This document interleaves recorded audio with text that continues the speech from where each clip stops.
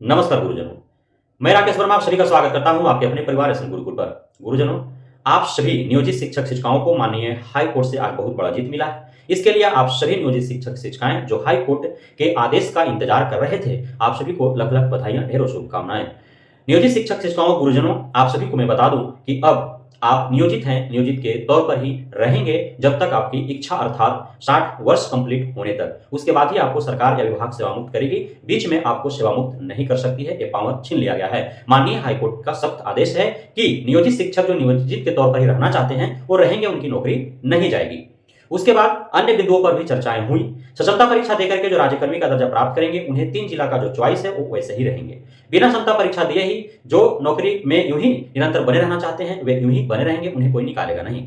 और अन्य बिंदु जो है आपका ऐच्छिक स्थानांतरण, म्यूचुअल ट्रांसफर, आपका पदोन्नति, आपका वेतन वृद्धि, आपका जो है पे मैट्रिक्स, आपका जो वेतन संरक्षण का और सेवा निरंतरता का, इन सभी बिंदुओं पर भी विचार किए गए हैं। आज शाम को माननीय हाईकोर्ट का इस निर्णय को लिखित रूप से जो है वो प्रकाशित किया जाएगा। उसके बाद ही सारे बिंदुओं पर खुल करके बात किया जा सकते हैं कि किन बिंदुओं पर किस प्रकार से विचार हुए हैं, क्योंकि जो फैसला सुनाया जाता है उसमें मूल बातें सुनाई जाती है, अन्य बातें जो है लिखित आदेश में ही पता चल पाता है। तो शाम में जो लिखित आदेश आएगा उसके बाद ही समझ में आ पाएगा कि क्या कुछ होगा।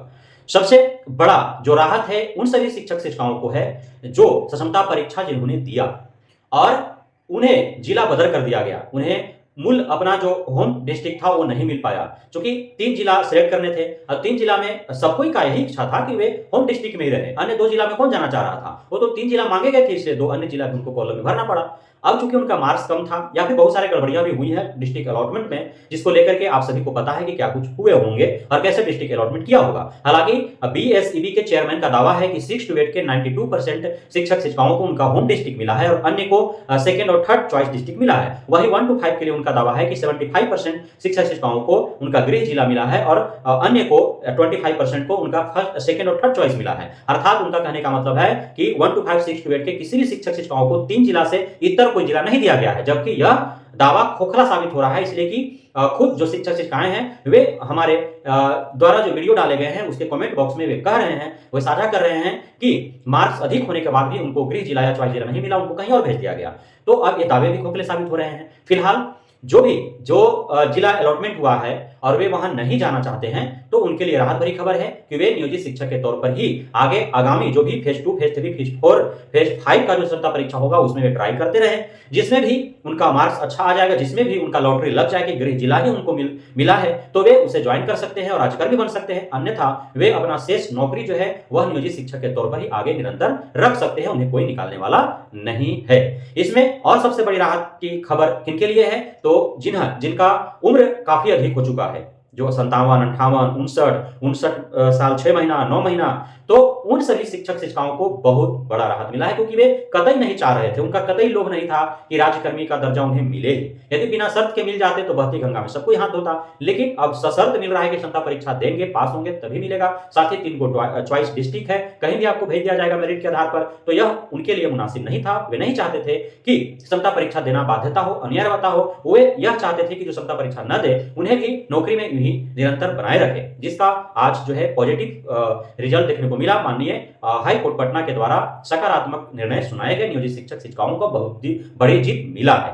तो अब आप सभी को तय करना है, जो भी क्षमता परीक्षा दिए और जिन्हें जिला बदल करने के समान जो है दंड स्वरूप उन्हें दिया जा रहा है, तो वे दूसरे जिला में ज्वाइन करना चाहते हैं, अपने ही जिला में नियोजित के तौर पर रहना चाहते हैं, और जो क्षमता परीक्षा नहीं देना चाहते हैं उनके लिए बहुत बड़ी खबर है कि वे क्षमता परीक्षा न दे, यूं ही नियोजित शिक्षक के तौर पर आप अपना जो भी आपका जॉब जितने दिन बचा है वो आप निरंतर बरकरार रखें। ऐसे भी जो पुराने शिक्षक हैं जिनका 55, 58, 59 साल हो चुका होगा या 50 जो क्रॉस कर चुके होंगे, तो उन सभी का 45,000 प्लस उनका सैलरी है।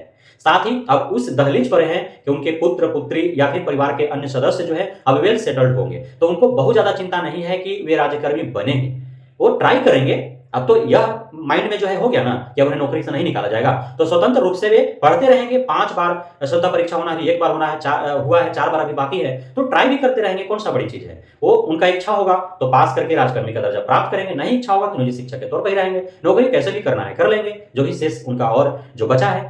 तो यह बहुत बड़ी खबर आप सभी नियोजित शिक्षक शिक्षिकाओं के लिए, जिसको लेकर के आप सभी के अंदर एक भय बना हुआ था कि शायद आपकी नौकरी छीन लिया जाए, जिस प्रकार से मनसा एसएसके के पाठक और बिहार सरकार का था। लेकिन बिहार सरकार और एसएससी पाठक का मनसा जो था आपकी नौकरी छीनने का, माननीय पटना हाईकोर्ट ने उस मनसा पर पानी फेर दिया है और आप सभी को बहुत बड़ा जीत हासिल हुआ है। मैं फिर आप सभी नियोजित शिक्षक शिक्षिकाओं को एक बार आप सभी को ढेरों शुभकामनाएं और लाख लाख बधाइयां देता हूं।